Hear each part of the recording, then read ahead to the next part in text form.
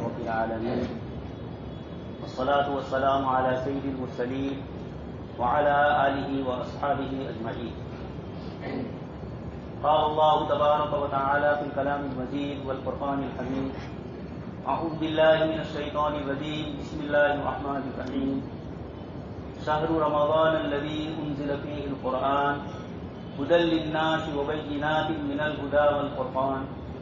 وقال تعالى: إنا أنزلناه في ليلة مباركة إنا كنا منذرين. وقال تعالى: إنا أنزلناه في ليلة القدر. وقال تعالى: ولقد آتيناك سبعا من المثاني والقرآن العظيم لا تمدن عينيك إلى ما متعنا به أزواجا منهم زهرة الحياة الدنيا. صدق الله العظيم وصدق رسوله النبي الكريم ونحن على ذلك لمن الشاهدين والشاكرين والحمد لله رب العالمين. محترم و مکرم حضرات علماء کرام اور ایمان والے بھائی، کلام پاک کی جن آیات کی آپ حضرات کے سامنے تلاوت کی، اس میں اللہ تبارک و تعالی نے آنے والے مہینے کی طرف اشارہ فرمایا. اللہ تبارک و تعالیٰ کا شکر اور احسان ہے کہ اس نے ہمیں سال پورا کر کے پھر دوبارہ رمضان مبارک عطا فرمایا. اس ماہ مبارک کو قرآن کریم کے ساتھ خصوصی مناسبت ہے، بلکہ قرآن کریم کی آیات سے پتہ چلتا ہے کہ اللہ پاک قرآن کا جہاں ذکر فرماتے ہیں وہاں رمضان کا ذکر فرماتے ہیں، اور جہاں رمضان مبارک کا ذکر فرمایا وہاں قرآن کریم کا ذکر فرمایا.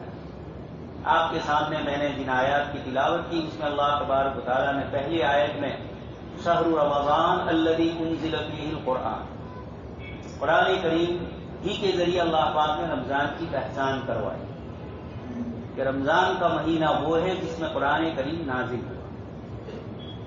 اور پھر آگے اللہ پاک نے قرآن کی فضیلت ذکر فرمائی ہدی للناس، کہ یہ قرآن سب کے لیے ہدایت ہے. تو رمضان کے مہینے کو قرآن سے، اور جہاں قرآن کا ذکر فرمایا انا انزلناہ فی لیلۃ مبارکۃ، اس قرآن کو ہم نے اتارا برکت والی رات. اس کو دوسری جگہ فرمایا فی لیلۃ القدر، لیلۃ القدر میں، اور وہ بھی رمضان سے تعلق۔ تو قرآن کا رمضان سے اور رمضان کا قرآن سے اللہ تبارک و تعالیٰ تعارف اور پہچان کروا دے۔ ایک اور آیت آپ قرآن کے سامنے پڑھی جس میں اللہ پاک فرماتے ہیں وَلَقَدْ آتَيْنَاكَ سَبْعًا مِنَ الْمَثَانِي وَالْقُرْآنَ الْعَظِيمَ، کہ ہم نے آپ کو 7 مثانی عطا فرمایا اور قرآن عظیم عطا فرمایا۔ 7 مثانی وہ 7 آیتیں جو بار بار پڑھی جاتی ہیں، اور بھی دوسری تفسیر اس لفظ کی حضرات مفسرین نے کی ہے۔ قرآن کریم کی پہلی سورت سورہ فاتحہ، اس کی فضیلت میں جناب نبی اکرم صلی اللہ علیہ وسلم نے روایتوں میں جو ارشاد فرمایا، آپ نے اس کو 7 مثانی فرمایا۔ اور قرآن کریم کی اس آیت میں بھی اللہ پاک نے فرمایا وَلَقَدْ آتَيْنَاكَ سَبْعًا مِنَ الْمَثَانِي وَالْقُرْآنِ الْعَظِيمِ، قرآن کریم عطا فرمایا، اس میں 7 آیتیں آ ہی چکی تھی، لیکن اللہ پاک نے اس کا ذکر خصوصی طور پر فرمایا 7 من المثانی۔ عربی میں سمیع کا معنی وہ چیز جو بار بار دہرائی جائے، جس کو ایک کے بعد دوسری مرتبہ پڑھا جائے۔ اسی سے ثنایا، ہمارے 2 دانت ہیں، اس کو بھی کہا جاتا ہے۔ اثنین اور تسنیہ عربی زبان میں 1 سے زائد 2 کو کہا جاتا ہے۔ اس جگہ پر قرآن نے بھی فرمایا مثانی، وہ چیز جو بار بار دہرائی جائے۔ کم سے کم 17 مرتبہ ایک دن میں اگر ایک آدمی صرف فرض نماز پڑھے گا 17 رکعتیں، تو اس میں بھی 17 مرتبہ وہ قرآن کریم کی اس پہلی سورت کی تلاوت کرے۔ اور اگر اللہ پاک نے سنت موقدہ اور نوافل کی توفیق عطا فرمائی تو اور زیادہ ہو جائے گا۔ حتیٰ کہ حدیث شریف میں فرمایا کہ سورہ فاتحہ من لم یقرأ بفاتحۃ الکتاب، کہ جو سورہ فاتحہ نہ پڑھے اس کی نماز مکمل نہیں ہوئی۔ اسی لیے احناف نے بھی سورہ فاتحہ پڑھنے کو واجب قرار دیا۔ بتلانا یہ ہے کہ اللہ تبارک و تعالیٰ نے قرآن کریم کی فضیلت ذکر فرمائی رمضان کے ساتھ، اور پھر اس میں سب سے پہلی جو سورت اللہ پاک نے ذکر فرمائی سورہ فاتحہ، اللہ تبارک و تعالیٰ نے اس کو آیت کریمہ میں 7 مثانی فرمایا۔ مجھے آج آپ حضرات کے سامنے اسی سورہ فاتحہ کے سلسلے کی چند باتیں عرض کریں، اس لیے کہ مفسرین فرماتے ہیں مفتاح القرآن، جیسے کسی مکان کی تجوری کی چابی ہوتی ہے، یا جیسے ویزا اور پاسپورٹ ہوتا ہے، ID کارڈ ہوتا ہے، اس کے بغیر آدمی کا تعارف اور پہچان اور اس کے بغیر اندر کی جگہ میں داخل نہیں ہو سکتا۔ حضرات مفسرین فرماتے ہیں قرآن کریم میں سورہ فاتحہ یہ قرآن کریم کے لیے مفتاح ہے، ام القرآن اس کو فرمایا گیا، مفتاح القرآن فرمایا گیا، قرآن کریم کی چابی۔ حافظ ابن قیم رحمۃ اللہ علیہ بہت بڑے مفسر، محدث اور صوفی گزرے ہیں۔ آپ یہ فرماتے ہیں کہ اللہ پاک نے اپنے مضامین کو 104 سورت 104 مجموعی طور پر آسمان سے جو کتابیں اللہ پاک نے اتاری، اس میں اللہ نے اپنی صفات اور اپنے تمام احکامات کو ذکر فرمایا، اور پھر ان 104 کتابوں میں جو کچھ مضامین تھے ان سب کو صرف 4 کتابوں میں اللہ پاک نے مکمل کر دیا، تورات، انجیل، زبور اور قرآن کریم۔ اور ان 4 میں جو مضامین ہے اللہ پاک نے اس کو قرآن کریم میں مکمل فرمایا، اور قرآن کریم میں جو سارے مضامین ہے اللہ پاک نے اس کو مختصر کر کے سورہ فاتحہ میں ذکر فرمایا، اور سورہ فاتحہ میں جو مضامین ہے اس کو ایک آیت میں اللہ تبارک تعالیٰ نے مکمل فرمایا ایاک نعبد و ایاک نستعین، آپ ہی کی ہم عبادت کرتے ہیں اور آپ ہی سے ہم مدد چاہتے ہیں۔ پوری زندگی میں انسان دنیا میں کسی سے مدد چاہے گا اور کسی کے آگے جھکے گا، یہ دیکھ رہے ہیں آپ، انسان کی فطرت میں ہے۔ اللہ پاک نے فرمایا کہ ایک مومن اور ایک مسلمان اپنے اللہ ہی کے آگے جھکے گا اور اللہ ہی سے مدد چاہے گا، اس کے علاوہ اور کسی سے نہیں چاہے گا۔ تو عبادت اور مدد ان دونوں کا تعلق صرف اللہ پاک کی ذات سے۔ دوستوں اور بزرگوں، ہمیں اللہ پاک نے ایمان کی توفیق سے مالا مال فرمایا، اس لیے جب کبھی کوئی تکلیف اور مصیبت آتی ہے، کیسا ہی مسلمان ہو، وَإِذَا مَسَّ الْإِنسَانَ ضُرٌّ دَعَا رَبَّهُ مُنِيبًا إِلَيْهِ، اللہ کے آگے جھکتا ہے۔ ایک غیر ایمان والا پہلے دوسری جگہوں کی طرف چکر لگاتا ہے، اور جب کوئی آسرا اور سہارا، اور ان میں ہے ہی نہیں سہارا دینا، نہیں ملتا ہے، تو یہ آیت میں نے آپ کے سامنے پڑھی، اس میں اللہ پاک فرماتے ہیں کہ جب انسان مجبور ہو جاتا ہے ضُرٌّ دَعَا رَبَّهُ، تو اس وقت اپنے رب کو پکارتا ہے، دعانا، ہمیں پکارتا ہے. یہ اللہ تبارک و تعالیٰ نے ذکر فرمایا. لیکن چونکہ اللہ نے ہمیں ایمان کی توفیق سے مالا مال فرمایا، اس لیے جب کبھی کوئی مصیبت اور پریشانی آتی ہے ایک مسلمان براہ راست اللہ پاک کی طرف جھکتا ہے. حضرت شاہ عبد القادر جیلانی رحمۃ اللہ علیہ فرماتے ہیں کہ اللہ تبارک و تعالیٰ بندے کو کسی مصیبت اور پریشانی میں مبتلا فرماتا ہے. اب اگر وہ ایمان والا ہے، کمال ایمان والا، تو سیدھا اللہ تبارک و تعالیٰ کی طرف رجوع کرتا ہے اور مانگتا ہے. اور اگر ایمان میں کمی ہے یا ایمان ہے ہی نہیں تو یہ دوسروں کے آگے چکر لگائے گا، اپنی ضرورت، اپنی مصیبت، اپنی پریشانی کو رکھے اور یہ چاہے گا کہ یہ میری مصیبت پوری کرے. لیکن ہر جگہ سے مایوسی ہوتی ہے، اس لیے کہ انسانوں کے ہاتھ میں ہے نہیں، تو پھر بندہ اللہ ہی کی طرف، اللہ پاک اس کو اپنی طرف متوجہ کر دے. آپ پہلے قصہ سن چکے ہیں، بار بار ایک شخص اپنے معبود کے سامنے جھک رہا ہے، مانگ رہا ہے، مختلف ناموں سے اس کو پکار رہا ہے، لیکن وہ اس کی نہیں سن رہا ہے اور نہ بیچارے میں سننے کی طاقت ہے. ایسے موقع پر وہ اپنی زبان سے یہ کہتا ہے کہ اگر تو نے میری نہیں سنی تو میں اب تجھے چھوڑ دوں گا، اور مسلمان کس اللہ کو مانتے ہیں میں اس کے آگے اپنی پریشانی اور اپنی تکلیف کو رکھوں. اللہ تبارک تعالیٰ نے اس بندے کی مصیبت کو اسی وقت پورا کر دیا، ختم کر دیا. اس کی جو ضرورت تھی اللہ پاک نے پورا فرما دیا. فرشتوں نے عرض کیا کہ باری تعالیٰ اس نے تو صرف اپنے معبود کو دھمکی دی تھی کہ اگر آپ میری نہیں سنو گے تو میں مسلمانوں کے خدا کی طرف متوجہ ہوں گا، اور آپ نے اس کے مانگے بغیر اس کی ضرورت پوری فرمائی. اللہ پاک نے فرمایا کہ میرے یعنی خدا اور بندے کے درمیان فرق یہ ہے کہ میں بغیر مانگے دیتا ہوں اور میں ہی دینے والا ہوں، میرے علاوہ اور کوئی دے نہیں سکتا. اور بندے اگر دیں گے تو بھی اللہ کی توفیق ہوگی تب ہی ملے گا.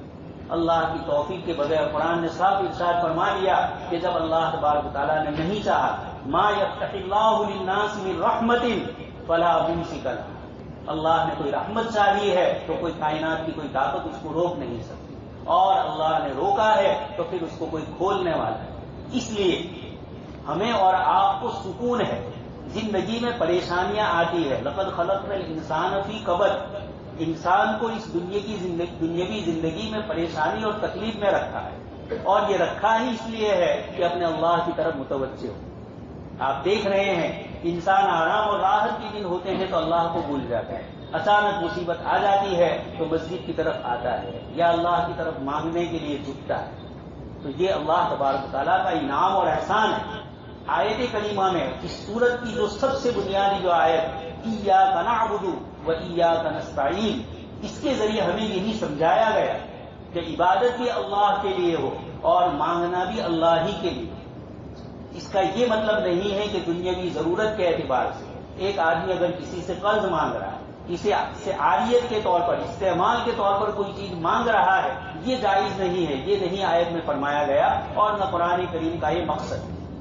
ورنہ حدیث شریف میں آپ صلی اللہ علیہ وسلم اللہ کے بندوں کو دینے کی فضیلت ذکر نہ فرمائے، مانگنے والے کو، دینے والے کو جو فضیلت ذکر فرمائی یہ خود اس بات کی دلیل ہے. لیکن مانگنے والے کو یہ متوجہ کیا کہ اللہ ہی کی ذات عالی کو سب کچھ سمجھا جائے، اسی سے مانگا جائے، اور دنیا میں بھی اگر کسی سے مانگے تو اس کو سبب اور وسیلہ سمجھے، اور حقیقی مربی اور حقیقی دینے والی ذات اللہ تبارک و تعالیٰ ہی کو سمجھا جائے. تو اس سورہ فاتحہ میں اللہ تبارک و تعالیٰ نے جو مضامین ذکر فرمائے اس میں حافظ ابن قیم رحمۃ اللہ علیہ فرماتے ہیں سب سے بنیادی مضمون یہی پورے قرآن کا خلاصہ ہے. ہم اللہ ہی سے مانگتے ہیں اور عبادت اللہ ہی کے لیے کرتے ہیں. اللہ تبارک و تعالیٰ اپنی ذات میں بھی اکیلے، اپنی صفات میں بھی اکیلے، اور اپنے حقوق میں بھی اکیلے. جو حق اللہ کا ہے، عبادت یہ اللہ ہی کے لیے ہے، اللہ پاک کے علاوہ اور کسی کے لیے نہیں. جب عبادت میں خالص اللہ ہی کا حق ہے تو دوست اور بزرگوں یہ سورہ فاتحہ پوری قرآن اور پوری آسمانی کتابوں کے خلاصے کے طور پر ہمیں یہ کہہ رہا ہے کہ اللہ ہی کے سامنے جھکا جائے، اللہ ہی سے مانگا جائے، اللہ تبارک و تعالیٰ ہی کی عبادت کی جائے اور کسی کی. یہ ہمیں اور آپ کو اس عبادت کے ذریعے اللہ تبارک و تعالیٰ نے اپنی طرف متوجہ فرمایا. حدیث شریف میں آپ صلی اللہ علیہ وسلم نے ارشاد فرمایا کہ اللہ تبارک و تعالیٰ نے نہ قرآن میں، نہ تورات میں، نہ زبور میں، نہ انجیل میں کوئی ایسی صورت نازل فرمائی جو سورہ فاتحہ کے برابر. ایسے مضامین اس مختصر سی صورت میں اللہ تبارک و تعالیٰ نے قرآن کریم کے فاتحہ کے طور پر، قرآن کریم کی ابتدا کرنے کے طور پر اللہ پاک نے اس صورت کو رکھا ہے۔ اللہ پاک نے اس کے اندر ہمارے لیے عقائد بھی رکھے، عبادتیں بھی رکھی اور زندگی کے راستے کو بھی ذکر فرمایا۔ عقائد کو تو پہلی ہی 2 آیتوں میں ذکر فرما دیا، الحمدللہ رب العالمین۔ یہ ساری تعریفیں، ساری حمد اور ساری ثنائیں اور بزرگی صرف اللہ تبارک و تعالیٰ کے لیے۔ اور رحمان الرحیم، اس کی شان ہی ہے رحمت والی۔ اس صورت کے ذریعے مسلمانوں کو اور پوری دنیا کے انسانوں کو اس لیے کہ الحمدللہ رب العالمین فرمائے۔ تمام تعریف اس اللہ کے لیے جو سارے عالموں کا رب ہے، صرف مسلمانوں کا نہیں، صرف اس پرتھوی اور دنیا کا نہیں، دنیا میں جتنے بھی کائنات میں، یونیورسل میں جتنے بھی ہزاروں اور لاکھوں دنیایں ہیں، رب العالمین ان سب کی تربیت کرنے والا ہے۔ اس لیے یہ قرآن پہلے ہی لفظ کے ذریعے پوری دنیا انسانیت کو کہہ رہا ہے کہ یہ قرآن صرف مسلمانوں کا نہیں ہے۔ یہ لو اور یہ قانون جس کے لیے محمدن اور مومنن لو لفظ ذکر کیا، یہ عیسائیوں کی شرارت ہے۔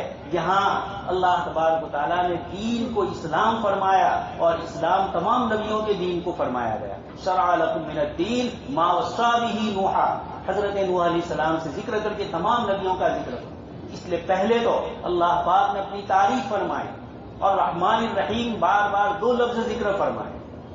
شوافع اور دوسرے حضرات کے یہاں تو بسم اللہ بھی سورہ فاتحہ کا ایک جز ہے، اس لیے وہ حضرات کہتے ہیں کہ 4 مرتبہ ذکر آیا رحمت کا، بسم اللہ میں بھی رحمان الرحیم اور الحمدللہ میں پہلے ہی اور رحمان الرحیم۔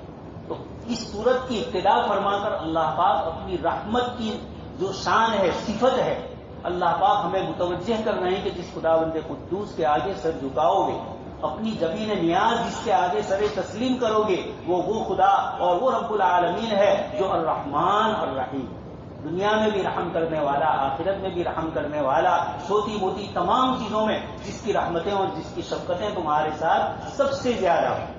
اس کے بعد آگے فرمایا مالک یوم الدین، جو بدلے کے دن کا مالک۔ حدیث شریف میں ہے کہ جب بندہ الحمدللہ رب العالمین پڑھتا ہے، اللہ تبارک تعالیٰ فرماتے ہیں میرے بندے نے میری حمد بیان کی، میری تعریف بیان کی۔ اس کے بعد جب بندہ الرحمن الرحیم کہتا ہے، اللہ پاک فرماتے ہیں میرے بندے نے میری شان رحیمی کو ذکر فرمایا، میری ثنا کو ذکر کیا۔ اور جب بندہ کہتا ہے مالک یوم الدین، تو اللہ پاک جواب میں فرماتے ہیں کہ میرے بندے نے میری بزرگی بیان کی۔ اس کے بعد بندہ کہتا ہے ایاک نعبد و ایاک نستعین۔ دوست اور بزرگوں، یہ حدیث قدسی ہے۔ اللہ پاک جناب نبی اکرم صلی اللہ علیہ وسلم کو فرماتے ہیں کہ جب بندہ سورہ فاتحہ پڑھتا ہے اور اس موقع پر جب یہ کلمات ذکر کرتا ہے، تو اس موقع پر جب بندہ یہ کہتا ہے، اس کے جواب میں اللہ پاک فرماتے ہیں بندے نے یہ کیا۔ مجھے اور آپ کو وہ الفاظ سنائی نہیں دیتے، لیکن حدیث قدسی ہے کہ اللہ پاک بندے کے اس سوال کے جواب میں بزرگی، عظمت، یہ ساری چیزیں ذکر کرتے ہیں۔ اور آگے جب بندہ کہتا ہے ایاک نعبد و ایاک نستعین، اللہ پاک فرماتے ہیں کہ میرے بندے اور میرے درمیان یہ ہے، یعنی بندے نے میرے ہی لیے بزرگی، عبادت کو اور مدد کو میری ہی طرف کیا اور میں ہی اس کا حل۔ آگے اس کے بعد جب بندہ کو کہتا ہے اهدنا الصراط المستقیم صراط الذین انعمت علیہم غیر المغضوب علیہم ولا الضالین، یہ 3 آیتیں جو بعد کی پڑھتا ہے، پہلی 3 آیتیں اور بعد کی 3 آیتیں، بیچ کی ایک آیت ایاک نعبد و ایاک نستعین کو چھوڑ دیا جائے، اوپر کی 3 آیتوں کے حروف بھی اتنے ہی ہیں جتنی نیچے کی 3 آیتوں کے حروف۔ اس لیے کہ اللہ پاک فرماتے ہیں کہ میں نے سورہ فاتحہ کو تقسیم کیا میرے اور میرے بندے کے درمیان، تو بندے کے لیے بھی کلمات اور اللہ کے لیے بھی کلمات۔ تو پہلے 3 کلمات میں تو اللہ پاک کی بزرگی ہوئی، اس کے بعد والے 3 کلمات میں بندے کو ایک طرف بندے نے اللہ پاک کی بزرگی بیان کی، یہ اعتقاد اور عقیدہ ہوا کہ اللہ ہی پالنے والے ہیں، اللہ کے علاوہ اور کوئی پالنے والا ہے، اس کی شان رحیمی ہے، ہم گناہ کریں گے تب بھی وہ بخشش کرنے والا ہے۔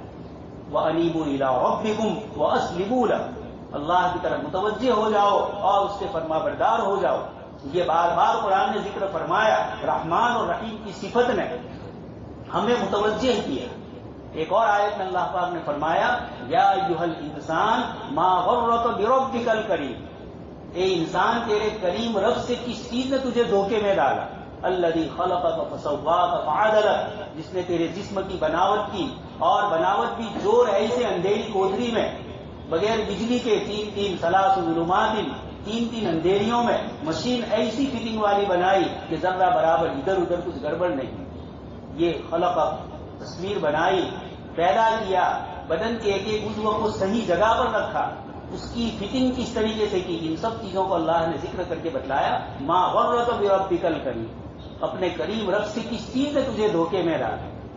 حافظ ابن کثیر رحمۃ اللہ علیہ فرماتے ہیں کہ اس کے ذریعے اللہ تبارک و تعالیٰ فرماتے ہیں کہ اے بندے، جس ذات کی صفت رحمت والی ہو اس کے ساتھ تو ہمیں نرمی کرنی چاہیے۔ نرمی کا مطلب یہ ہے کہ اس کی اطاعت اور اس کی فرما برداری کرنی چاہیے۔ جو احسان کرتا ہو، هل جزاء الاحسان الا الاحسان، اس کا بدلہ تو احسان ہو، اور اللہ پاک احسان کے محتاج نہیں ہے۔ لیکن بندہ، اللہ پاک اس آیت میں فرماتے ہیں کہ میری شان کریمی اور رحیمی، اس کا تقاضا یہ ہے کہ تم میری طرف متوجہ ہو۔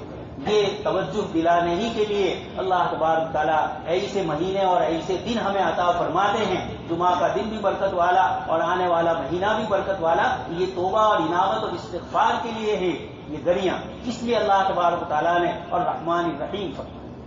آگے اللہ تبارک تعالیٰ نے پہلی آیتوں میں ہمیں عقیدہ بھی بتلایا، اس کے ساتھ عبادت بتلائی کہ اللہ ہی کے لیے خالص۔ تیسرے نمبر پر اہدنا الصراط المستقیم کے ذریعے اللہ تبارک تعالیٰ نے منہج بتلایا، راستہ بتلایا۔ کون سا راستہ؟ زندگی پر عمل کرنا ہے، عبادات اور اعتقاد کا یہ جو ہم نے تمہیں مجموعہ دیا ہے، کس طریقے سے اس کو پورا کرنا ہے، کیسے عمل میں لانا ہے، اس کو فرمایا اہدنا الصراط المستقیم۔ ہدایت اللہ تبارک تعالیٰ سے مانگی جائے۔ سب سے پہلی چیز تو یہ ہے کہ اللہ تبارک تعالیٰ نے مومن بنایا، لیکن نماز کی ہر رکعت میں سورہ فاتحہ میں ہم سے یہ دعا کروائی گئی، اہدنا الصراط المستقیم۔ اس سے یہ پتا چلتا ہے کہ ہدایت سیدھے راستے کی یہ اللہ تبارک تعالیٰ کے یہاں اتنی بڑی ہے کہ اللہ پاک نے نماز کی ہر رکعت کے اندر ہم سے یہ دعا منگوائی۔ یہ بھی اس کا شکر اور احسان ہے۔ دین عطا کر دیا جاتا ہے، لیکن اس طریقے سے اس پر چلا جائے، اس کا پریکٹیکل اور عملی نمونہ اگر نبیوں کی زندگیوں کا نہ ہوتا تو ہم سب بھٹک جاتے۔ ہم میں سے ہر ایک عربی زبان یا جس زبان میں بھی اترتی اللہ کی کتاب اس کے مفہوم کو نہیں سمجھ پاتے، یا ہر ایک الگ الگ طریقے سے کرتا۔ اللہ پاک نے یہ بھی احسان فرمایا، اس لیے اس آیت میں ہم سے دعا منگوائی جا رہی، اہدنا الصراط المستقیم، کہ آپ ہمیں سیدھے راستے کی ہدایت کیجیے۔ اور پھر اس کے بعد اس کو صراط القرآن نہیں فرمایا کہ قرآن کی، بلکہ کیا فرمایا؟ صراط الذین انعمت علیہم، آپ کے ان بندوں کے راستے پر جن پر آپ نے انعام فرمایا۔ اور ان کا ذکر دوسری آیت میں اللہ پاک نے فرمایا، اولئک الذین انعم اللہ علیہم من النبیین والصدیقین والشہداء والصالحین، یہ اللہ کے نیک اور صالح بندے ہیں، ان کے راستے پر آپ ہمیں چلائیں۔ اسی لیے مفسرین فرماتے ہیں کہ سورہ فاتحہ میں اچھی صحبت کی بھی دعا کروائی گئی، اس لیے کہ اس آیت کریمہ میں اللہ پاک ہمیں فرماتے ہیں کہ ہدایت اور صراط مستقیم کی دعا کیجیے، لیکن یہ ملے گی نبیوں کے راستے، خاص کر کے جناب نبی اکرم صلی اللہ علیہ وسلم کے طریقے پر چلنے سے ہی یہ ہدایت ملے گی، اور انعام اللہ کا ان بندوں پر ہوا ہے، آپ پر بھی انعام ہوگا۔ اور اس کے بعد والے آیت میں فرمایا غیر المغضوب علیہم ولا الضالین، ان لوگوں کے راستے کے علاوہ جن پر آپ کا غضب نازل ہوا اور جو گمراہ ہوئے۔ اس میں اللہ پاک نے یہود اور نصارہ کا ذکر فرمایا، ان دونوں قوموں کا اس آیت میں نام لیا گیا، لیکن ان کا نام نہ لے کر صفت سے ان کو ذکر کیا۔ گویا یہ بتلایا کہ آگے آنے والی جو سورت ہے سورہ بقرہ، سب سے بڑی سورت، اس میں تفصیلی ذکر یہود کا ہے، اور اس کے بعد والی سورت سورہ آل عمران ہے، اس میں تفصیلی ذکر عیسائیوں کا ہے، کرسچنوں کا ہے، اور المغضوب علیہم سے یہودی مراد ہے، اور الضالین سے نصارہ عیسائی مراد ہے۔ صحابہ کرام نے پوچھا کہ اللہ کے رسول صلی اللہ علیہ وسلم کیا المغضوبی سے یہود مراد ہے اور الضالین سے نصارہ مراد ہے؟ آپ صلی اللہ علیہ وسلم نے فرمایا کہ اور کون، یعنی یہی مراد ہے، ان کے علاوہ اور جو بھی ان کے راستے پر چلیں گے یہ ان کے تابع ہو کر یہ بھی مراد ہے۔ اب قرآن کریم نے ہمیں بتلایا کہ اگر یہود کے راستے پر چلو گے جن کو ہدایت مل چکی تھی اور پھر بھی انہوں نے ہدایت پر عمل نہیں کیا، اور اللہ کے نبی سیدنا موسیٰ علیہ السلام کو بہت ستایا۔ قرآن نے جس کا ذکر کیا، لا تکونوا کالذین آذوا موسیٰ، جناب نبی اکرم صلی اللہ علیہ وسلم ایک مرتبہ مال غنیمت تقسیم فرما رہے تھے۔ ایک صاحب آئے، انہوں نے کہا کہ جو مال اللہ نے آپ کو دیا ہے اس کو تقسیم کیجیے اور انصاف سے تقسیم کیجیے۔ جناب نبی اکرم صلی اللہ علیہ وسلم نے فرمایا کہ میں اگر انصاف سے کام نہیں لوں گا تو اور کون انصاف کرے؟ اور پھر اس کے بعد آپ نے فرمایا کہ اللہ رحم اللہ موسیٰ، اللہ پاک حضرت موسیٰ علیہ السلام پر رحم فرمائے، ان کو بنی اسرائیل نے جیسے اس امتی نے مجھے یہ کہا، حضرت موسیٰ علیہ السلام کو ان کی امت کے مسلمانوں نے بہت زیادہ ستایا ہے۔ حدیث شریف میں آپ صلی اللہ علیہ وسلم فرماتے ہیں لقد اوذی موسیٰ اکثر من ذلک، کہ حضرت موسیٰ علیہ السلام کو اس سے زیادہ ستایا ہے۔ تو یہود نے اپنے نبی سیدنا موسیٰ علیہ السلام کی ہدایت پر عمل نہیں کیا۔ اللہ پاک نے سورہ بقرہ میں بہت تفصیل سے اس کا ذکر فرمایا، اور پہلے ہی پارے میں پاؤں سے لے کر کونے تک، بلکہ اس کے بعد والا رکوع بھی اللہ پاک نے 3 مرتبہ فرمایا یا بنی اسرائیل اذکروا نعمتی التی انعمت علیکم۔ دوستو، یہ لفظ بتلاتا ہے کہ اللہ پاک اپنی نعمت کے ذریعے ہمیں اپنی طرف متوجہ فرمائے۔ اس لیے ہم میں سے ہر ایک اللہ نے جو نعمتیں دی ہیں ان نعمتوں کو یاد کریں۔ جب الحمدللہ رب العالمین ہم پڑھیں کہ ساری تعریف اس اللہ کے لیے ہے جو رب العالمین ہے، جو رحمان و رحیم ہے، تو دل میں یہ تصور کریں کہ میرے اللہ نے مجھ پر کون کون سی رحمتیں نازل فرمائی، میرے اللہ نے مجھ پر کیا کیا انعامات نازل فرمائے۔ دنیا میں آدمی ناشکری جو کرتا ہے اس کی وجہ یہ ہے کہ اس کی توجہ اللہ کی نعمتوں پر نہیں ہوتی۔ بنی اسرائیل کو اس پوری سورہ بقرہ کے ذریعے اور بھی دوسری صورتوں میں حضرت موسیٰ علیہ السلام کے ذریعے فرمایا گیا اذکروا نعمتی، میری اس نعمت کو یاد کرو، اذ جعل فیکم ملوکا، کہ جب تم میں بادشاہ اللہ نے مقرر کی۔ جو نعمتیں دی اللہ پاک نے بار بار فرمایا، ہمیں بھی اس آیت کے ذریعے اللہ پاک متوجہ فرما رہے کہ ہم میں سے ہر ایک اللہ کی نعمتوں کو یاد کرے۔ اسی لیے حضرت عمر بن عبدالعزیز رحمۃ اللہ علیہ فرماتے ہیں آپ کا یہ طریقہ تھا کہ آپ جب سورہ فاتحہ نماز میں پڑھتے تھے تو الحمدللہ رب العالمین پڑھ کے ٹھہر جاتے، پھر اس کے بعد الرحمن الرحیم ہلکا سا سکتہ اور وقف کرتے۔ کسی نے پوچھا کہ آپ یہ تاخیر کیوں کرتے ہیں؟ یہ فرض نماز کی بات نہیں کر رہا ہوں، یہ اپنی نوافل جو پڑھتے تھے اس میں اس طرح کرتے۔ تو کسی نے پوچھا کہ آپ ایسا کیوں کر رہے ہیں؟ کہا جناب نبی اکرم صلی اللہ علیہ وسلم نے فرمایا کہ جب بندہ الحمدللہ رب العالمین کہتا ہے تو اللہ پاک یہ فرماتے ہیں حمیدنی عبدی، میرے بندے نے میری حمد اور میری تعریف، یہ جملہ اللہ پاک کی طرف سے میرے لیے جواب میں آتا ہے تو میں اپنے محبوب کے اس جواب کے انتظار کے لیے ٹھہر جاتا ہوں کہ اللہ پاک کی طرف سے یہ جواب ملے گا، اور میں اس جواب کو زبان سے تو نہیں سنیں گے، کان سے نہیں سنیں گے، لیکن حدیث قدسی جب ہے کہ اللہ پاک یہ فرماتے ہیں کہ جب بندہ یہ پڑھتا ہے تو میں یہ کہتا ہوں جواب۔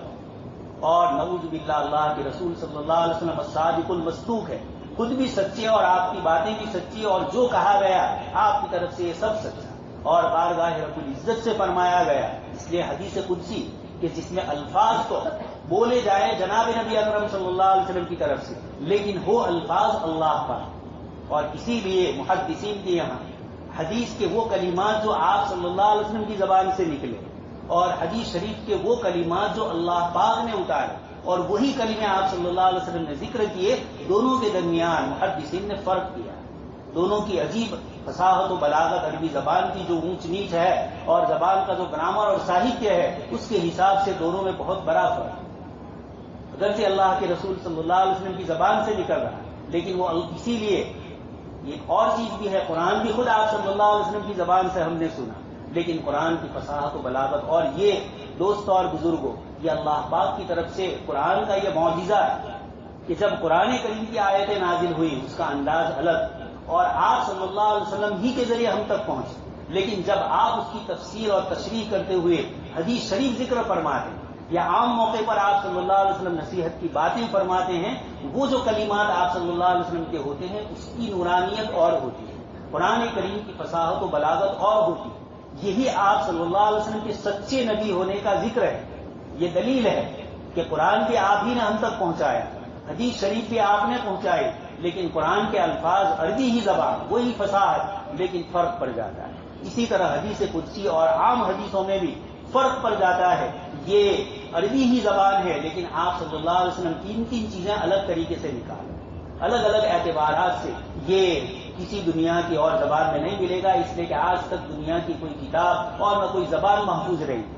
عیسائیوں کو دعویٰ ہے کہ ہمارے پاس سب سے پرانی بائبل ہے، لیکن سب سے پرانی بائبل عیسیٰ علیہ السلام کے زمانے کی نہیں ہے، بلکہ آپ کے بعد کی ہے، اور سب سے پرانا نسخہ جو ان کو ملا وہ یونانی زبان میں لکھا ہوا ملا، جبکہ حضرت عیسیٰ علیہ السلام پر اترنے والی کتاب یونانی زبان میں نہیں ہے، وہ سریانی اور عبرانی زبان ہے، لیکن وہ اصل نسخہ ان کے پاس نہیں۔ ہمارے پاس قرآن بھی محفوظ اور اسی قرآن لانے والے نبی کا کلام بھی محفوظ، دونوں کے درمیان عربی زبان کے اعتبار سے فرق یہ دنیا کی کوئی قوم پیش نہیں کر سکتی ہے۔ سچا دین اور سچے نبی کے کلام ہی میں یہ چیز ہو سکتی ہے کہ ایک ہی چیز ایک ہی نبی کی زبان سے نکل رہی ہے، وہ حدیث کا لفظ بول رہی ہے اور وہ حدیث کے عنوان سے ہمارے یہاں ہے، اور وہی نبی جب اللہ پاک کی طرف سے آسمان سے قرآن اترتا ہے اور اس کو ہمارے سامنے پیش کرتے ہیں، اس کا انداز اور ہوتا ہے۔ یہ چیزیں اللہ تبارک و تعالیٰ نے ہمارے لیے، یہ سب سے بڑا انعام روئے زمین پر اگر ہے تو اللہ کا کلام ہے۔ زندگی دینے کے بعد اللہ پاک نے اگر روئے زمین کے انسانوں پر کوئی احسان کیا ہے تو وہ یہ کہ اپنے کلام کو محفوظ شکل میں قیامت تک کے لیے باقی رکھا، اور جس کو رمضان میں اللہ پاک نے اتارا۔ یہ اتنی بڑی عظمت والی کتاب ہے، تو اللہ پاک نے سورت کے اخیر میں ہمیں ہدایت کی دعا مانگنے کا حکم فرمایا، اور اس کے ساتھ ساتھ جن لوگوں کو اللہ پاک جن پر ناراض ہوئے اور جن پر غضبناک ہوئے ان سے اللہ پاک نے ہمیں پناہ چاہنے کا حکم فرمایا۔ سورہ بقرہ میں آئے گا کیا کیا بدمعاشیاں یہود نے کی، جس کی بنیاد پر اللہ پاک نے ضربت علیہم الذلۃ والمسکنۃ، اللہ پاک نے ان پر ذلت اور ان کے اوپر خفیہ اللہ پاک کی ناراضگی ظاہر ہوئی، اور نصارہ عیسائی لوگ گمراہ ہو گئے، راستہ صحیح مل نہیں پایا۔ پہلے میں عرض کر چکا ہوں یہ دو لفظ غیر المغضوب علیہم اور الضالین، حضرت مولانا سید ابو الحسن علی الندوی رحمۃ اللہ علیہ فرماتے ہیں کہ یہ دو لفظ نہیں ہیں، بلکہ یہ پوری یہود کی تاریخ کو ایک لفظ، المغضوب علیہم کا لفظ یہود کی تاریخ کا ایک کوڈ ورڈ ہے۔ اسی طرح ضالین پوری عیسائیوں کی تاریخ، قرآن نے الضالین کے لفظ سے اس کی پوری تشریح کر دی، اور سورہ آل عمران اور سورہ طٰہٰ اور سورہ مریم میں اس کو تفصیل سے اللہ پاک نے ذکر فرمایا۔